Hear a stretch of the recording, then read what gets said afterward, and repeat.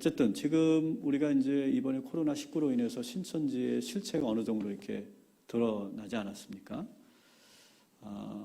앞으로 이 신천지는 어떻게 될까요? 예, 한번 전망해 주신다면. 신천지 교주 사후를 좀 말씀드리고 싶어요. 왜냐하면 이만희 교주는 지금 90살이고요. 네. 통일교회 문선명 교주가 2012년에 돌아가셨는데 그분이 92살에 돌아가셨거든요. 그래서 이만희 교주도 머지않은 미래에 반드시 유명을 달리할 텐데요. 그때 신천지는 어떻게 될 것이냐라고 했을 때 신천지는 가장 먼저 교리 변개를 할 거예요. 이 사람들은 거짓말이든 뭐든지 성경을 갖다가 자기들의 행동을 합리화하는데 짜 맞추는 선수들이거든요. 그래서 가장 먼저 할 것이 교리 변개인데 그것이 가장 대두되는 성경 구절이 요한계시록 20장 6절 말씀이에요. 그 말씀에 뭐라고 되어 있냐면 첫째 부활에 참여하는 자들은 복이 있고 거룩하도다. 둘째 사망이 그들을 다스리는 권세가 없고 이 말씀을 근거로 해서요. 이만희 교주가 죽으면 봐라, 둘째 사망이 다스리는 권세가 없지 첫째 사망은 누구도 피할 수 없는 거다라고 하면서 이만희 교주의 죽음을 회피할 거다. 교리 변개고요. 이 지금 여기 있는 차트에 있는 내용이 그림이 있잖아요. X는 뭐냐면 배도라고 기억하시면 되고요. 제로는 뭐냐면 0은 뭐냐면 그러니까 구원이다라고 기억을 해두시면 돼요. 아담을 그 시대에 구원자로 세웠다는 거예요. 근데 배도를 하니까 구원자인 노아를 세웠고 노아가 술 마시고 이러면서 배도를 하니까 아브라함을 세우고 모세 예수님까지 왔다는 거예요. 예수님은 배도자라고 직접적으로는 표현을 안 하는데 십자가에서 죽으심으로 죽었다. 우리는 그것이 하나님의 뜻을 이루고요. 그렇죠. 부활의 우리의 부활까지 얘기하면서 예수님께서 죽으셨지만 부활하셔서 지금도 살아계셔서 그렇죠. 우리의 찬양을 받으실 영원하신 구원자다라고 찬양을 하는데 그렇죠. 신천지는 죽음으로 이 사람의 예수 그리스도의 역할이 중단됐다 끝났다는 거예요. 그래서 신천지가 이 시대에 또 다른 구원자로 이만희 교주를 구원자로 믿고 따르도록 만드는 거죠. 이것을 저는 영을 점프 뛴다라고 설명하거든요. 예수의 영이 예수님이 돌아가신 이후에요. 이만희에게 예수가 보낸다고 예수님의 영이 아니라 예수님이 보낸다고 한 진리의 영 성령이 이만희 교주한테 내려왔다는 거예요. 그래서 이만희 교주가 죽으면 어떤 사람이 나오냐면 예수님이 부활하신 이후에 진리의 영이 이만희 교주한테 내려온 것처럼 이만희 교주가 죽으면 이만희 교주에게 있던 진리의 영이 점프해가지고 나에게 왔다. 이만희 교주가 배도자다. 그러니까 죽었지 않냐라고 하면서 이만희 교주의 죽음을 자기가 재림주다라고 주장할 수 있는 근거로 제시할 누군가가 아류들이 나옵니다. 예. 아류들이. 예.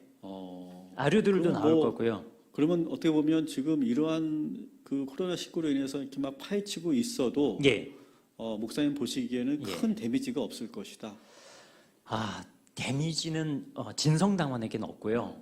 이 중에 진성당원 10만 명. 10만 명 정도라고 봤을 때요. 반 이상이라고 봤을 때 진성당원 이외에 신천지에 억지로 다니는 사람들이 있어요. 누구냐면 가정을 깨고 싶지 않은 거예요.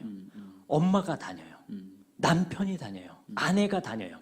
근데 가정은 지키고 싶어요.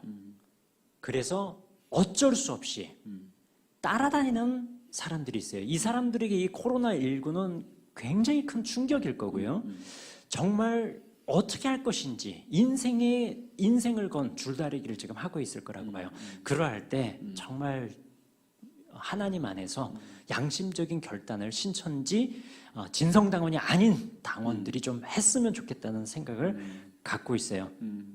그리고 이 사람들이 흔들리지 않는 이유는 뭐냐면 이만희 교주는 결론이에요.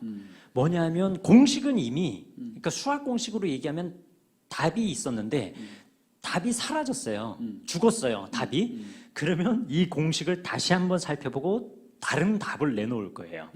이만희를 믿게 한 건 기승전 여러 가지 프로세스를 거친 결론이었어요. 이만희 교주가 죽으면요, 이 프로세스를 따라서 다른 답을 내놓던지 동일한 프로세스를 가르쳐주는 또 다른 사이비로 가요. 이게 습성인 거예요. 사람을 하나님으로 믿는 게 어렵죠. 이미 믿는 습성이 머릿속에 딱 들어가면요. 그때부터는 예수께서 십자가에서 죽으시고 부활하셔서 지금도 살아계시고 우리를 위해서 영원토록 중보자가 되신다는, 그러니까 하나님께로 가는 유일한 길이라고 하는 이게 싱거워요. 이 사람들에게는요. 뭐가 그러면은 깔끔하고, 그러니까 사이다 같은가? 이 사람들에게는요, 눈에 보이는 사람을 하나님으로 믿게 만드는 성경 프로세스가 사이다 같아요. 요게 옳다라고 느껴져요. 이미 그렇게 길들여져 있고 세뇌됐습니다. 중독도 예, 있으니까. 그러면 그걸 가르쳐 주는 대로 가요. 마약을 한번 한 사람이 자기가 중독으로 몸이 파괴가 돼요. 다른 사람의 타력에 의해서 끊지 않는 이상 자력으로는 못 끊듯이요. 이것도 마찬가지입니다. 저는 국가적 리스크라고 보는 거거든요. 이 중에 20대, 30대 젊은 층들이 너무 많아요. 근데 얘네들이 망상을 갖고 있단 말이에요. 그렇죠. 국가와 사회를 위해서, 가족을 위해서, 나의 인생을 위해서 미래를 투자할 이유가 없어요. 왜냐하면 이만희에게만 올인하면 인생이, 게임이 끝나는 거거든요. 이 망상이 분명히 깨질 거란 말이에요. 그러면 회복이 어떻게 되느냐? 얘들 사회에 적응을 못해요. 그렇겠죠. 그러니까 국가의 미래가 걸린 문제입니다. 신천지 문제는요. 어쨌든 타격은 있겠지만 예. 근본적으로 이 신천지가 해체되기는 참 어려울 수 있다. 그렇게 봅니다. 조심스러운 전망을 예.